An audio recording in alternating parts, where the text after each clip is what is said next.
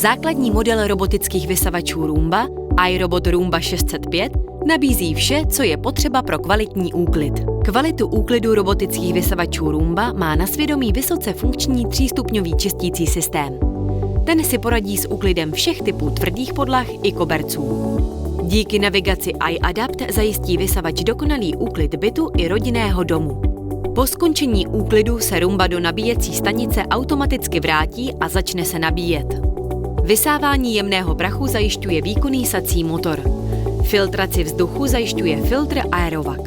Robot využívá princip 2 proti sobě rotujících kartáčů, které jsou umístěny v čistící hlavě robota.